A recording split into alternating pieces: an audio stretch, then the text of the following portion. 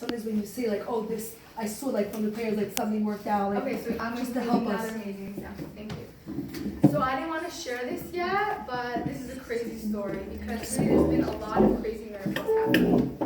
So I just want to say that in order to access these miracles, how do we access it? Believe. Trusting. When I found out that I had cancer, when I got diagnosed, it was like, boom, lights, I can't explain it. Everything turned yellow at that moment. It was like, what? It's like really a nightmare. You're like, but I smile. You're like, what? No. And I was like, really, I couldn't believe it. I didn't cry for 2 days. When the first time I cried was in the shower. I was like, cancer? I said, okay. I was like, all right, God, this is you, right? You're doing this. And I was like, I'm not gonna cry. I'm not gonna cry. Because I know it's from God. And then of course I cried. And then I was like, all right, no, God. We fell for a minute. Me and my husband, we fell because we were just, basically the doctor's telling me I'm dying, okay? In a way. They didn't tell me I'm dying, but No cure. there's no cure. So I stopped and I was like, there's no way. I said, there's no way. God loves me. I love God. I'm not dying.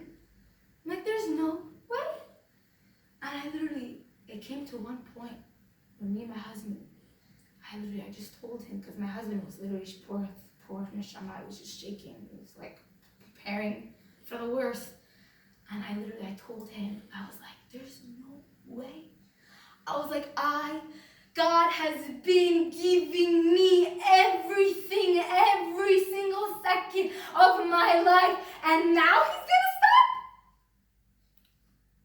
And then the minute I said that, it was like everything changed. Are you ready for this? You ready for the craziest miracle that happened, the first miracle? I got a call from this. I was a ganenet in a preschool, a very rich preschool, thank God, and bilingual, and he was a family man, and the one family who he's like like everyone says he's a monster, he's mean, he's cruel, like everybody hates this guy, everybody talks lashon hara about this guy, he's not Jewish. And anyways, I always give him the benefit of the doubt. I said, have rachmanis on this guy. Have rachmanis on him, okay, he's an angry guy, have rachmanis on him. All of a sudden the news breaks out and I get a text message from this guy. I have something of interest to you. If you like, come to my office. I'm like, okay, this guy, okay, let's go. I'm like, all right. I go to this guy's office. This guy is a multi-millionaire. And this guy is like scary. Everyone's scared of this guy. But, like, he's really scary. He's German. I didn't want to give way too much. Like, I'm saying, like, like, very scary personality. So all of a sudden, I'm sitting in his office. I'm like, what the heck is about to happen? And he goes to me, I had cancer a couple of years ago. I was like, whoa. I was like, I didn't expect that to happen. He goes, my mother had stage 2 cancer, and I had skin cancer. And I have the cure for you. I was like, what? He goes, I believe, and I will tell you all the cure and I spoke to many people about rabbis that actually were really believing that this is actually really the cure that God's giving. Cannabis is really the cure for a lot of cancers, just so you guys know. Shocking. And he goes, I want to give you, it's called Rick Simpson oil. He goes, I want to give you this Rick Simpson oil. It cured my wife, my mother, and it cured me. He goes, and I know it cured a lot of people, and I want to give it to you. I was like, you want to give me this oil? He goes, yeah. It cost 8,000 euros. I was like, very expensive. He goes, I want to give it to you. I was like, what? You want to give this to me? He goes, yeah. And he goes, and also, just so you know, cancer comes from emotional root. He goes, he makes a call, he's talking in his language, and all of a sudden he goes, are you free tomorrow and all day? I go, yeah. He goes, I'm gonna fly out my therapist from my country to come, and she's gonna do a therapy session with you for 2 days. And I'm like, if you want it, he said. I was like, if what? you I'm want like, I can't accept this. He goes, if it helps, it's not for you, it's for my ego. I'm like, okay, I'll take it. And I was like, okay.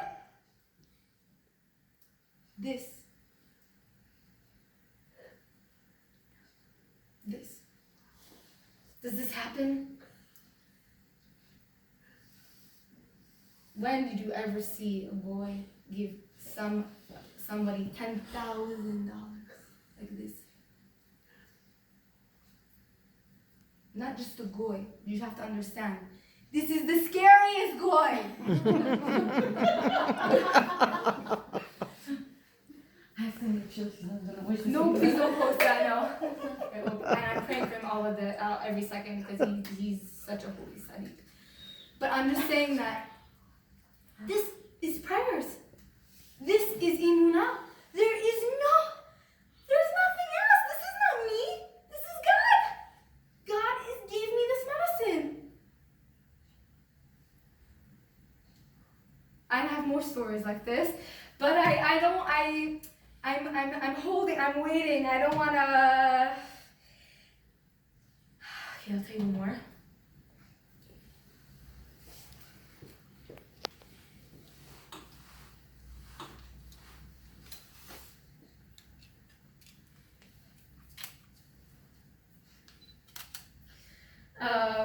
Well, Shayna. This holy soul. Right here. No, don't do it. There's so much. I'm sorry. I was going through radiation and I wasn't feeling well.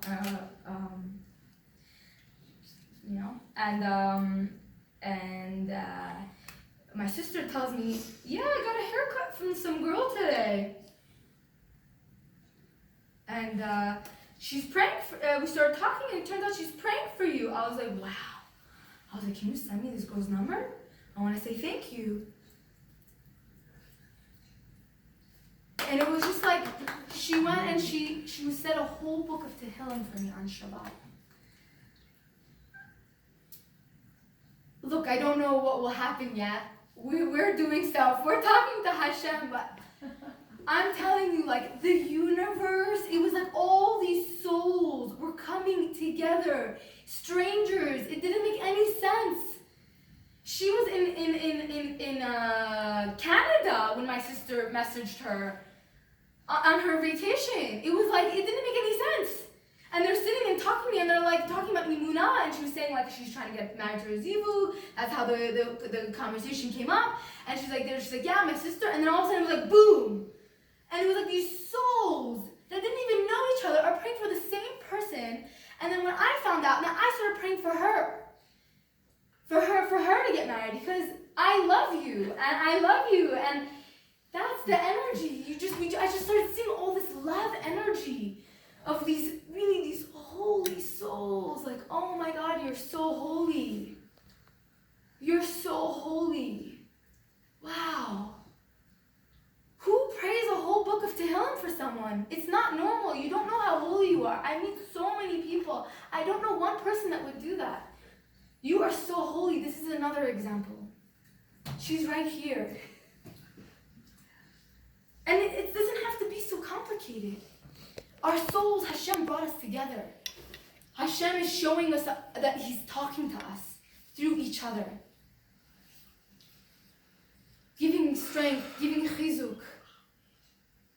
And it's so funny because, the doctors told me I can't have a baby anymore. And as a Gananet, that was like the most hurt. Like, screw dying. I was like, I can't have a baby? I was like, no! I was like, I'm a mommy! And I was like, again, today I met some guy out of nowhere. This guy who was like, looks like Mashiach in himself. He had like 15 kids like running around. I was like, my God. He was like this, like, Baruch Hashem, like dirt everywhere. Baruch Hashem. I was like, oh my God, can I give your children a bath? Like so calm, like Baruch Hashem. And he was just telling me like, yeah, like out of nowhere, like this is Hashgacha Pratit. He's telling me, I don't know, our souls, they were talking, and then I started talking to him, and he's like, yeah, they told my cousin that she had ovarian cancer. Ovarian. I have breast cancer, and they're telling me I can't have a baby. She had ovarian cancer, and they told her that she could never have a baby. She had 18 kids after. Stage 4 ovarian. They told her 3 months to live. How do you even have 18 kids? After that. No, in general. I mean, And I'm sitting there, I'm like, that's Hashem telling me, anything is possible. Anything is possible. We're so silly. We think we see oil and we're like, oh yeah, okay, we put the fire, we put the wick, that's what makes the oil, right? That's what makes the oil makes the fire. Says who? Science? Chemistry? Maybe. But maybe if God wanted a different way, he can change it a different way. Anything can change. Like, that's the energy. Is that we really like, and like I was sitting there, I was so depressed one day. So I was like in the most like depression of fear that I could have been in, of fear.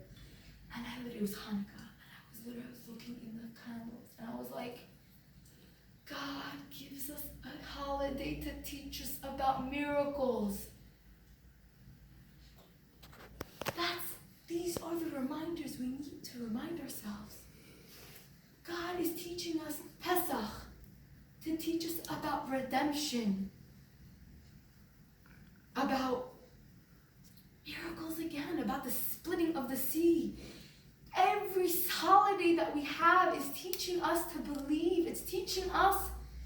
God is like speaking to us in all these holidays, and we're just so blind to see it because we're so busy with work and we're so busy with trying to, whatever the heck we need to do. Our lives are busy. It's normal.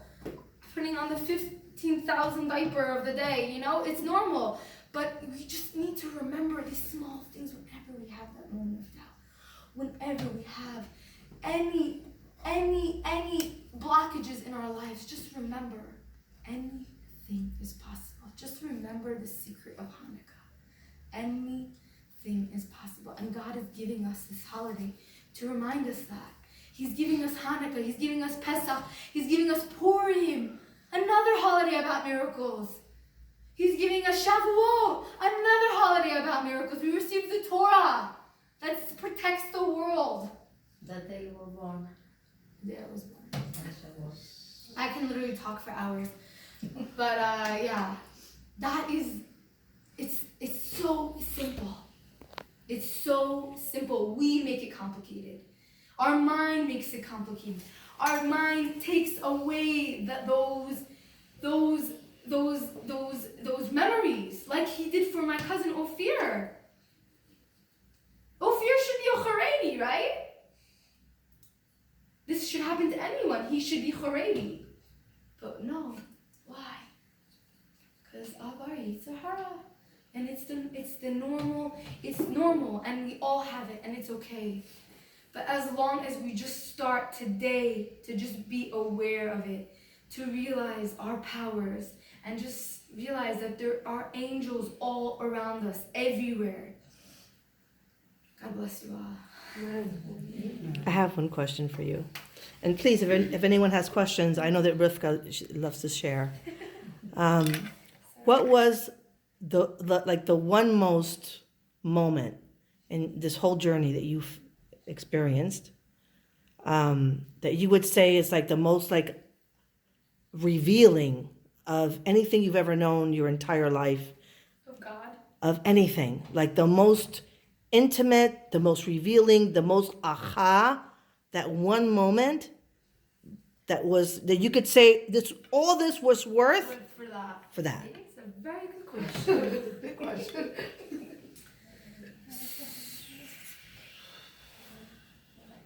don't think she could share some. I think for me, really, it was.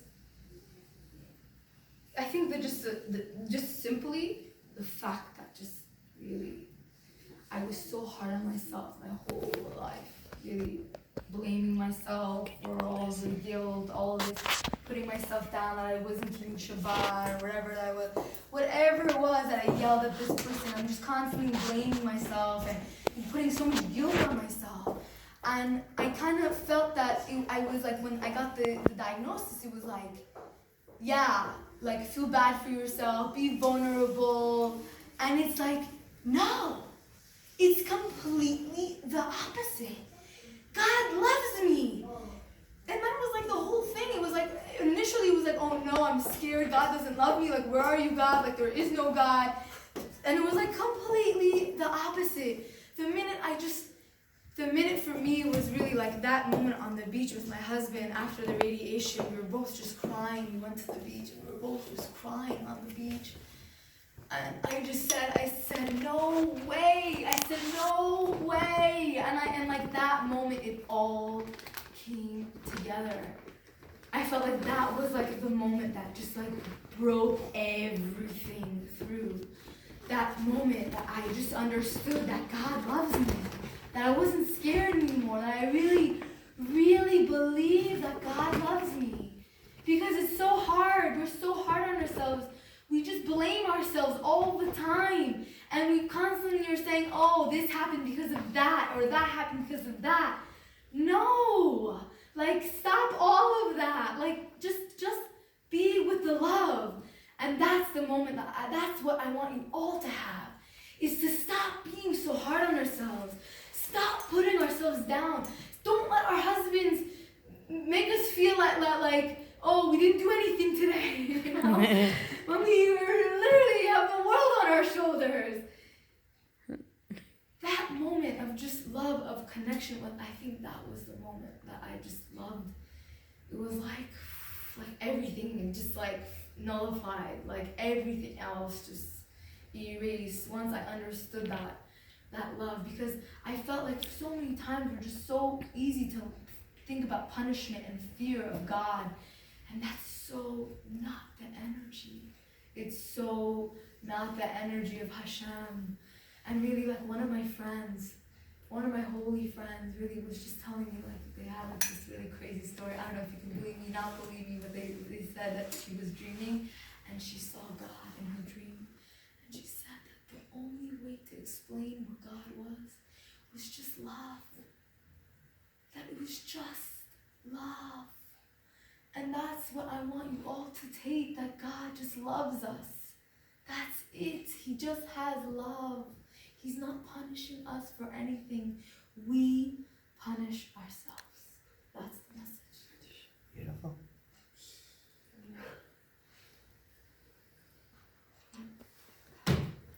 There's a video. I got you guys see my hair. Take it. Yeah. Yep. Sorry, it's like really coming out. We're gonna do an amen party. Yeah, I know. We're gonna go. Okay, thank you. You're gonna. Thank you so much.